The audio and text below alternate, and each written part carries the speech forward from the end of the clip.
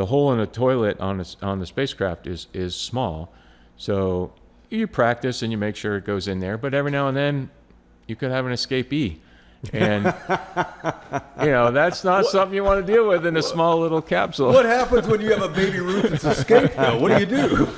It's not pretty. It's not pretty. It's better when you're off by yourself in your own little corner of the space station, and you can deal with your own emergency and not have to tell anybody. But this is stuff no one thinks of. Yeah, no one thinks about it, but it's real.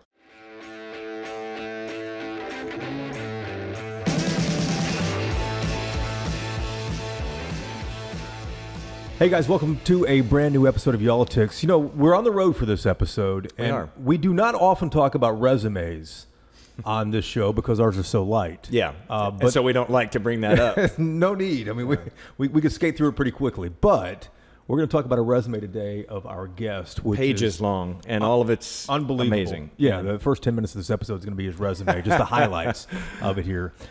This is a repeat guest we have on. It's Chris Cassidy, a retired NASA astronaut, former Navy SEAL. He's a veteran of 3 space flights, STS-127 on the shuttle back in 2009, Expedition 35 and 63 to the International Space Station aboard the Russian Soyuz capsule. 378 days total in space. I saw 377 and 378. Which one is it, Chris? Yeah, I think it's how you round. Okay, all right. I love it. We're going to round up, all right? Round up. 378 Let's round up days. because it fits the resume. Benefit the base runner. Yeah, exactly. 10 spacewalks, the 500th person in history to fly into space, and then the chief of the astronaut office at NASA, which is a big deal. But here's what cracks me up. This doesn't crack me up, but it's amazing.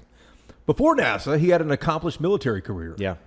Captain in the U.S. Navy, 11 years as a member of the U.S. Navy's SEALs team, deployed twice to Afghanistan, and everything else I'm told is classified. We can't discuss.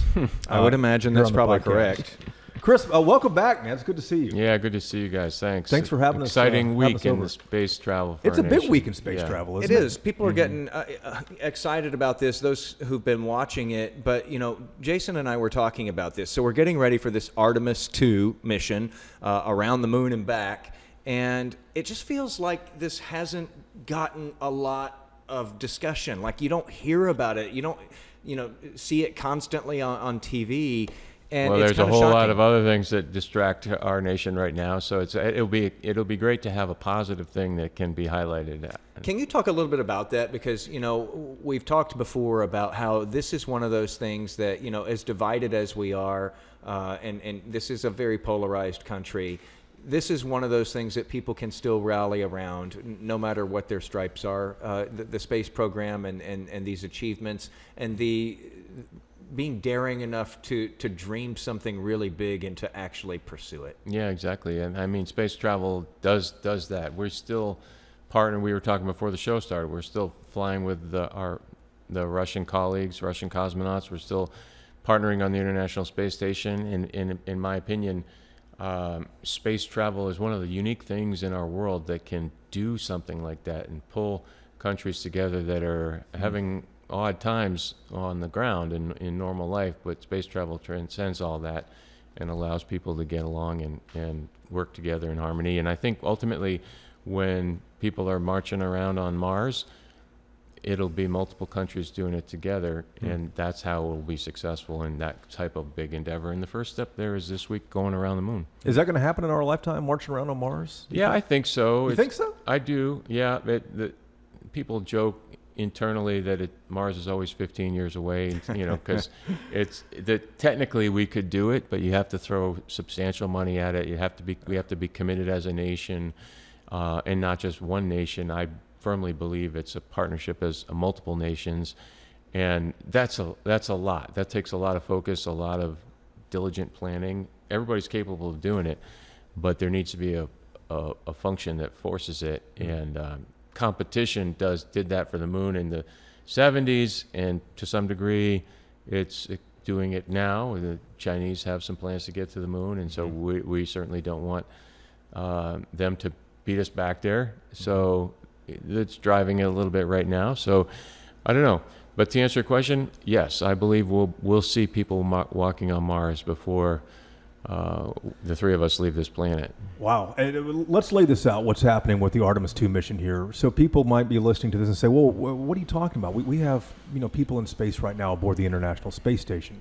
What's significant about this is the space station is in low Earth orbit, essentially not too far away from the planet. Mm-hmm. But this is, the moon requires you to get outside of low Earth orbit. Talk to us about the significance of this, why this is such a big deal, why people should be paying attention to this, because it hasn't happened since we were all, wearing diapers. Yeah. So we've had permanent human presence on the International Space Station since 2001. And that success that we've had as a nation and partner nations, I think to some degree has caused people to think that going to space is easy. And SpaceX pulls it off, and they do an amazing job. And there's other companies now that are very successful in launching equipment to space. And you see a rocket, first stage rocket, come down and land at Upright. sea on a platform. Try holding a pencil in your palm and keeping it balanced, and give you an idea of how hard that is. So my point is that it's made it seem like it's kind of we've got space wired. Going to space is hard. It's difficult. There's a lot of risk. There's a lot that has to go perfect. So the people are a little anesthetized to all of that.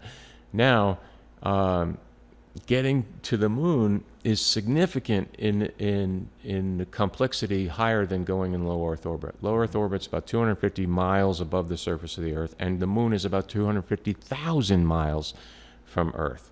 So, and you also have to break the gravitational pull, which means you not only have to get in Earth orbit, and these guys will spend about a day in Earth orbit, about 24 hours, doing some checkouts and proximity operations with some of the components, and then fire their big engine, which is called the TLI burn, translunar insertion, which is NASA code for a big giant engine firing to break the pulls of gravity to send you on a trajectory to intercept lunar gravity. So way more complicated than going to the International Space Station, and way more risky.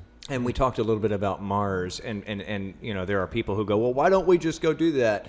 It's not a first step that you do, and that's what this mission is about. And I think a lot of folks have wondered, why are we going back to the moon? We've been to the moon. We did that years ago. This is part of it. You have brand new technology that you're using. These 4 astronauts, in fact, are going to be, as I understand it, going further away than any other human has ever gone. They're going to go on around the dark side of the moon and then back. How crucial is that to getting to Mars, and how does that line up? Yeah, and in simple human terms, you could drive your new car across a desert that will take you a week to get across the desert with no support there, right out of the factory, having never turned that vehicle on. It would be a little riskier than if you take that new car and you drive around your neighborhood, you make sure you know how all the things work, you're confident in its operations. I'm dumbing it down. No, that's but great. It's very prudent to test incrementally things before you commit to something that you can't get back from. Going to the moon is risky and hard, but it's a couple days to come back. And the way this particular trajectory is, they get a free return back to Earth from the TLI burn. Mm-hmm. They don't have to do another burn to get back. And once you commit to going to Mars, there's no coming back until you get to Mars 6 or 7 months later. So you really want to be confident that all your equipment is working and everything's functioning. So think of it like a test drive, test operation of whatever piece of machinery that is comfortable in your head to think about. That's what we're doing. Mm.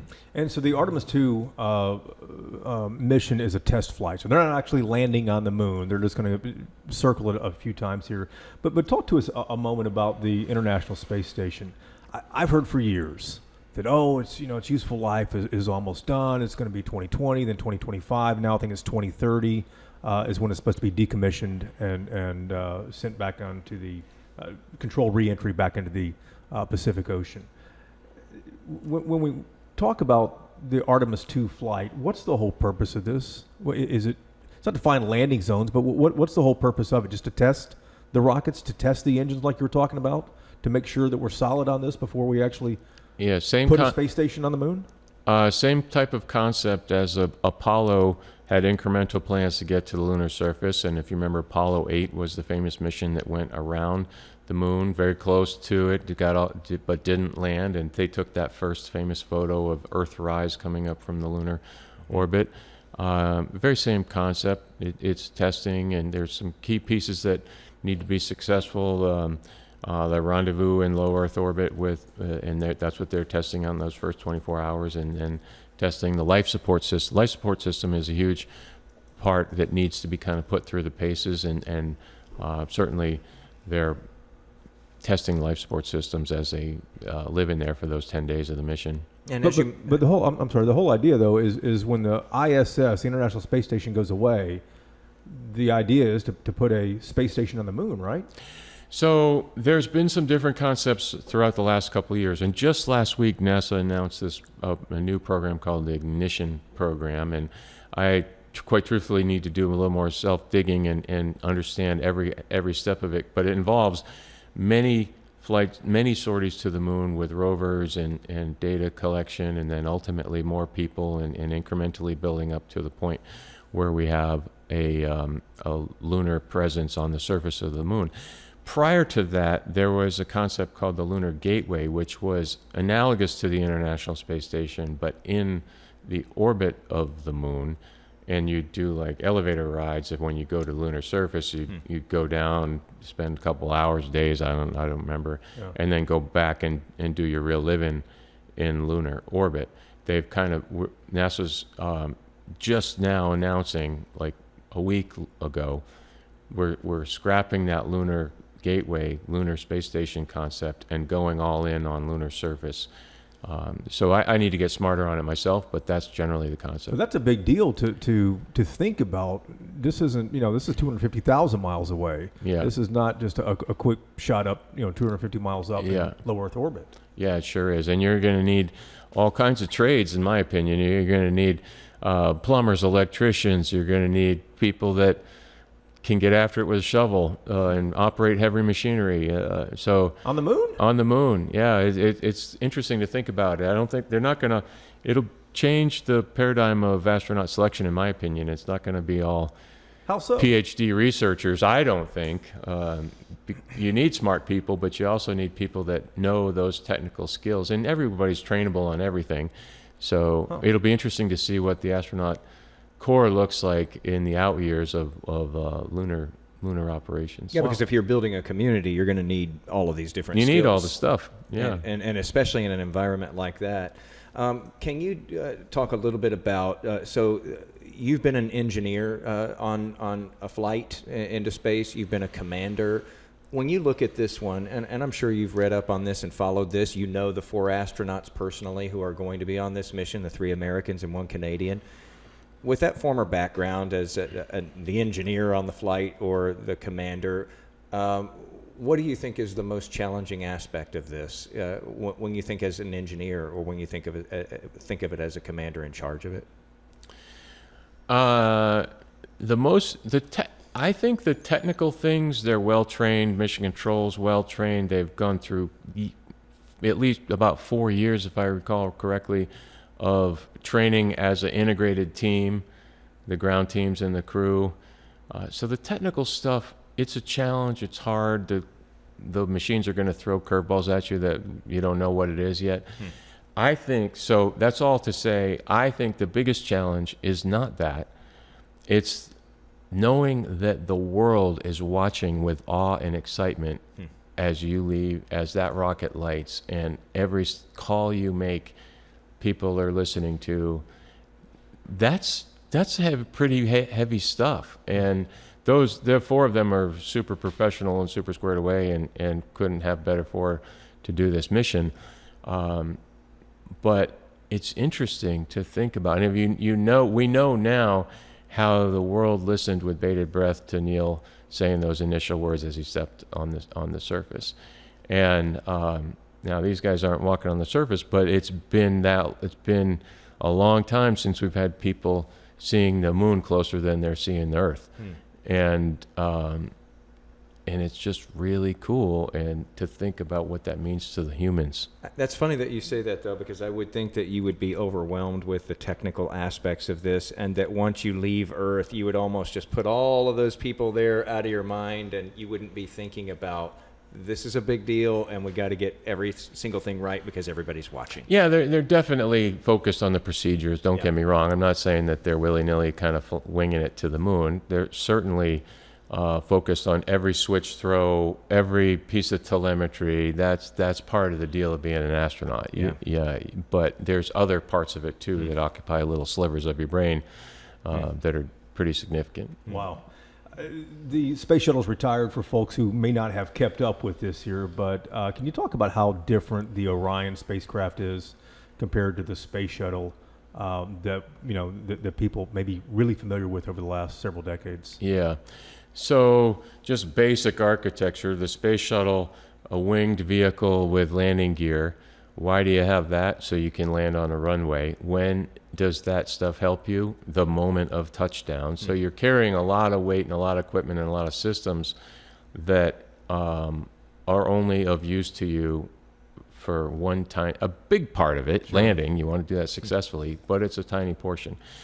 So going to space, and particularly going to space beyond low Earth orbit and space exploration, is you in the designing the mission, you fret every ounce, every pound costs money in fuel and propulsion, and so you want the vehicle to be as light as possible, to the point of, okay, is it a 2-person capsule or 3 or 4? Every person comes, not just the weight of the person, but added consumables for food, added consumables for the bathroom, added consumables for water consumption and oxygen consumption. So it goes on and on and on.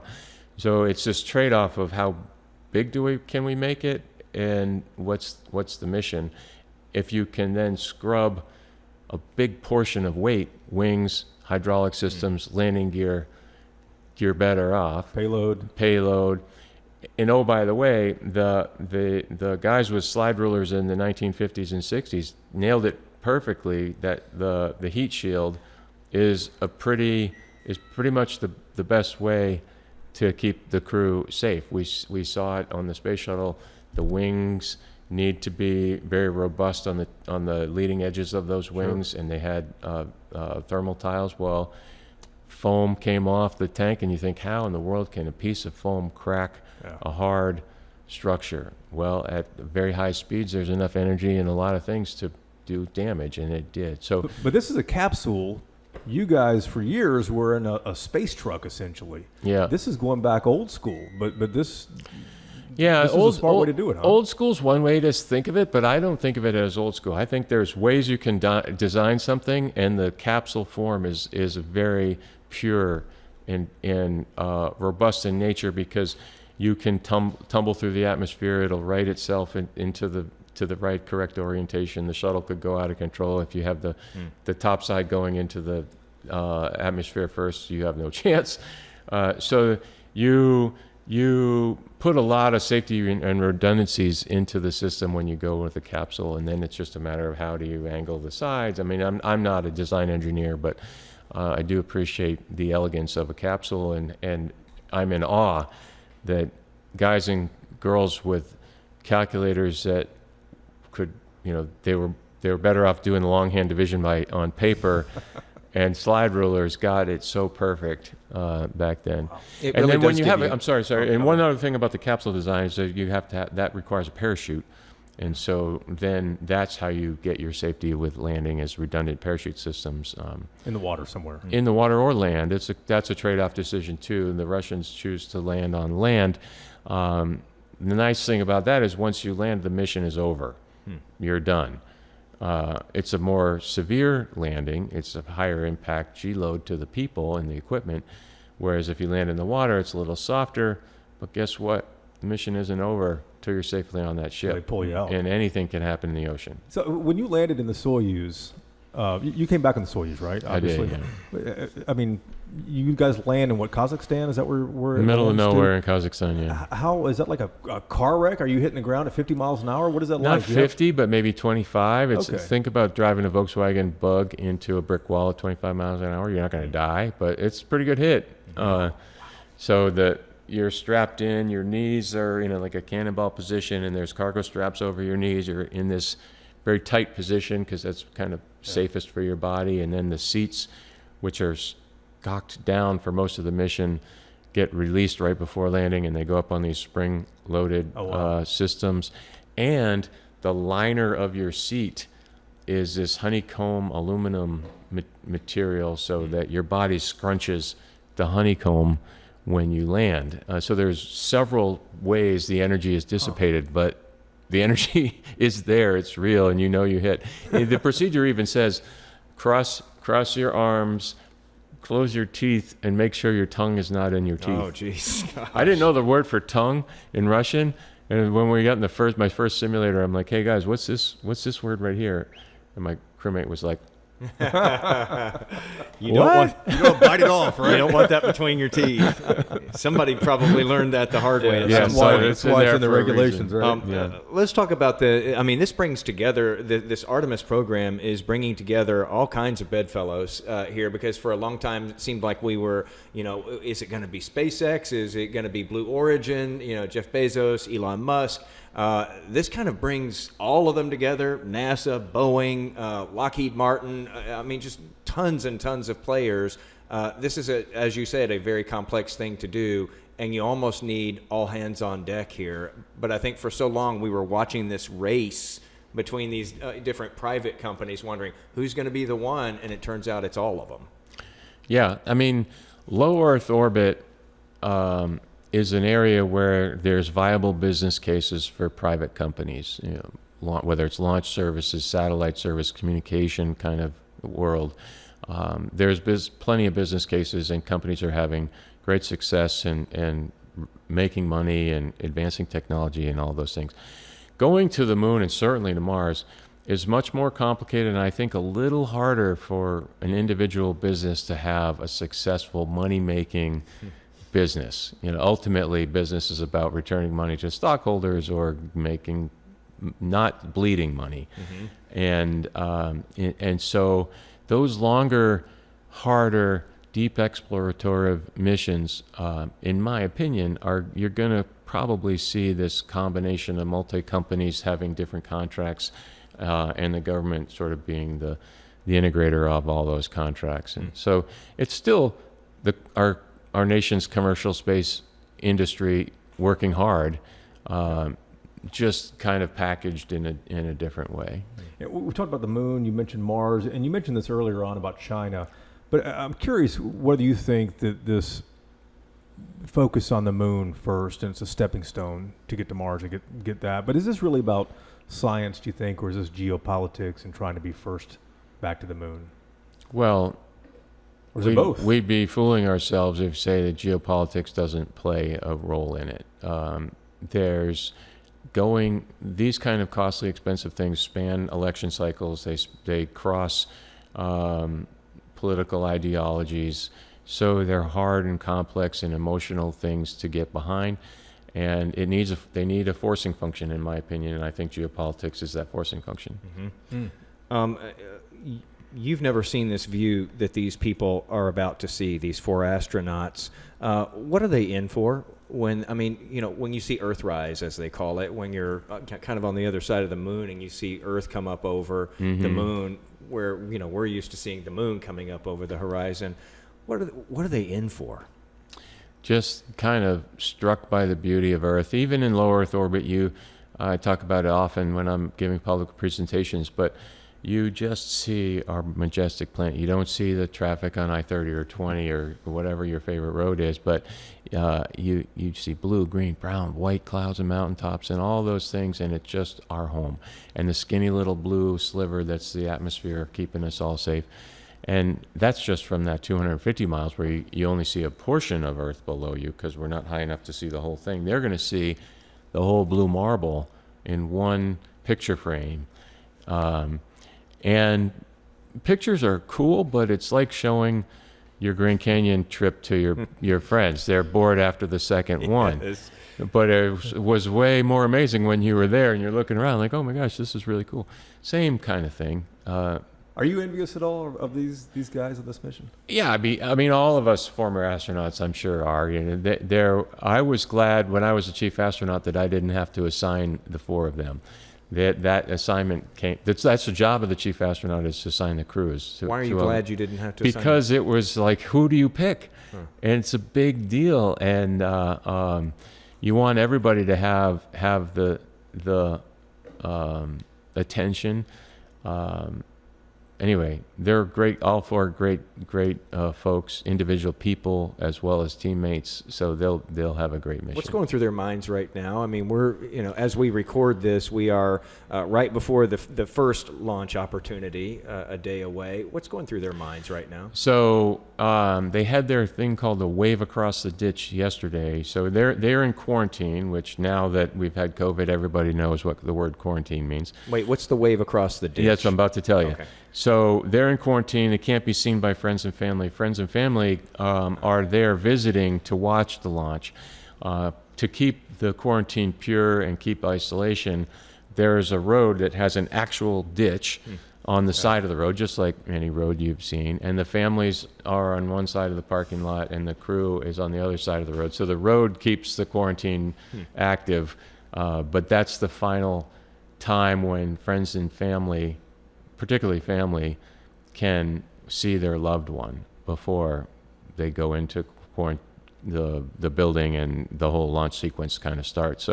So they've said goodbye to their people, in the wave, and now I don't know exactly what their timing would be today. So we're a little over probably 36 hours from launch or something like that. They are just all about gear, equipment, making sure they're, probably being done with email right about now. That's what I tried to do each of my launches. Computer stuff done 24 hours before launch. You don't want to be like right up to They're calling you. Come on, Chris. We're gonna turning your phone off. Although they'll probably have their phones and texting right up until, they start putting their suits on and whatnot. But just focused on the mission, making sure they've everything they've done. But at this point, the stuff is done. It's really just how fast can the clock tick to get to loading the capsule. Talk about anxiety. Discuss with us for a moment here about the health dangers, the psychological effects of being that far away, and secondly, is there more radiation when you get outside Earth's magnetic field? Radiation is a thing that we are deeply concerned about on all aspects of space travel. The crew members will wear dosimeters, little radiation detection device on their body. There's some scattered throughout the vehicle. But quite truthfully, we're encumbered by the same regulations that an OSHA nuclear power plant worker has, or an airline pilot, lifetime exposure. So it's not anything different than any other human would be exposed to. So we just monitor it, and you are exposed, and there's solar flares, and there's predictive analysis on solar flares, and all these things. Yeah. So it's out there. It's a risk, just like launch and reentry and spacewalks. They all pose different risk factors to the mission. How about psychologically, though? These astronauts are about to do something no one in this generation's done.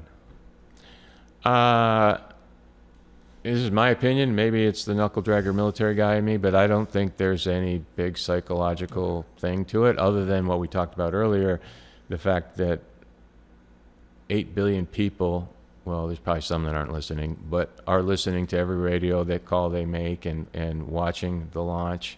And so the weight of doing something that the planet cares about is there. But the psychological thing of cruising 3 days to the moon, I think they're just going to be more like, hey, who ate my cookie?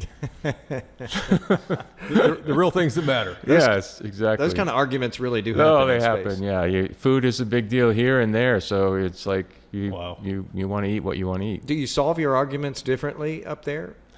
No, but little things can be annoying that you wouldn't necessarily think about. Like going to the bathroom, not to be funny, but in the space station, it's a large facility. The bathroom's all off to itself. You're going to use it. If you're doing number 1 or number 2, you largely got the area to yourself, and the air system is pretty quick to take out stinky odors and move it along. They're in a capsule. They're in smaller than this table, 4 people. So privacy is a thing you have to grant each other, and they're going to need to go number 2 in 10 days, certainly, right? Sitting next to each other like sitting this right next here. to each other. And that's how it happens. There's a curtain. I'd have to see what the latest privacy giving devices are, but nothing more fancy than a curtain, and you're going number 2 right there, and not to get too and the human things are what can be annoying, or because there are things you got to deal with. Everyone's got to eat, everyone's got to pee, everyone's got to poop. Yeah. So, and the hole in the toilet on the spacecraft is small, so you practice and you make sure it goes in there. But every now and then, you could have an escapee, and that's not something you want to deal with in a small little capsule. What happens when you have a Baby Ruth that's escaped, though? What do you do? It's not pretty. It's not pretty.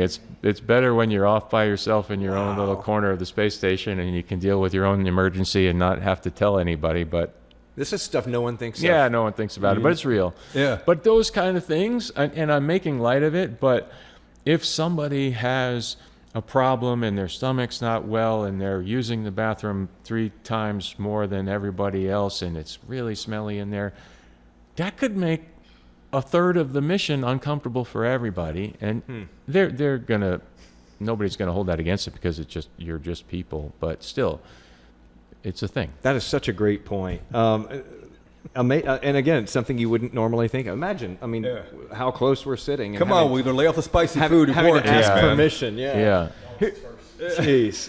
Here's the last question I have, Chris. In one sentence, can you tell people listening why this mission matters?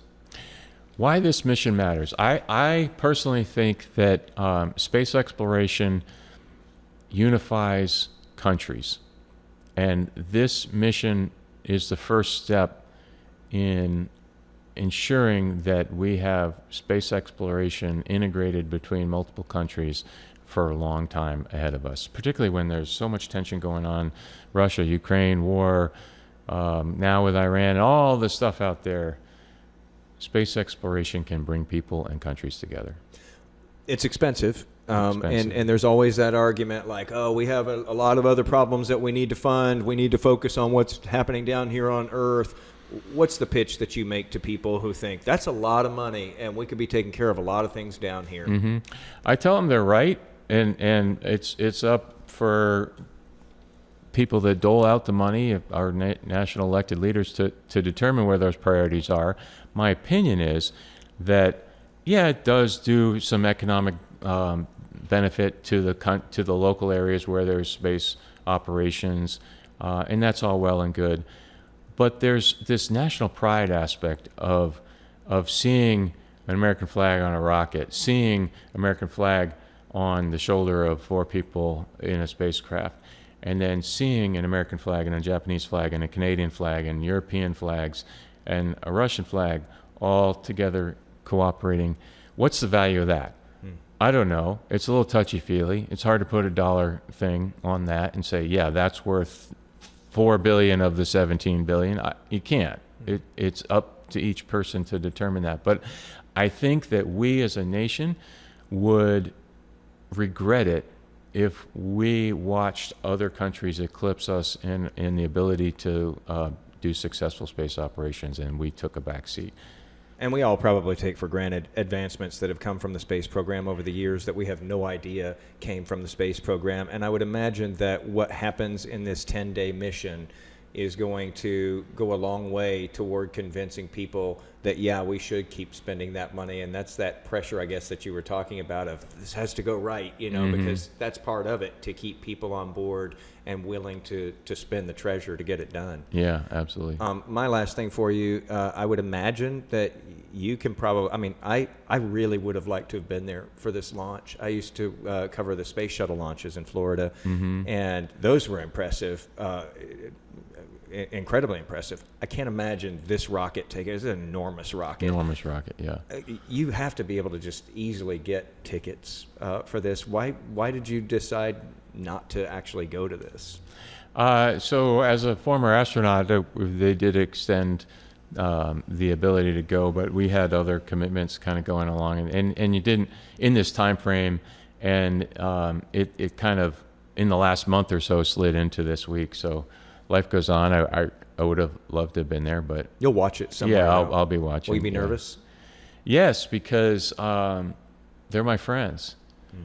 A little bit of nerves and anxiety for the nation because I want it to be successful for the country, but my connection, my friendship, my love of my teammates supersedes that, and so I want it to go perfectly well so I can shake their hand, give them a hug in a couple months. Yeah. Are you able to transfer those tickets to anyone else? No, you're out of luck, man. We'll call in sick tomorrow and get on a flight tonight. No, we're all pulling for him as well, Chris. Thanks for your service. Thanks for pulling the curtain back on what happens Yep. on so many of these missions and what these astronauts are facing. Really appreciate the insight. My pleasure. You know what people are going to walk away from this episode Oh, all with. about the bathroom. I get asked that so many times that Do you really? I made a YouTube video. You can do Chris Cassidy Space Station toilet, and if we put animations to it, it's pretty. Oh, it's animated. It's Okay, animated. thank God it's animated. Yeah. An escapee. That might be the title of this Yeah. episode. Chris, good stuff, man. All right. Thank you. Thank you.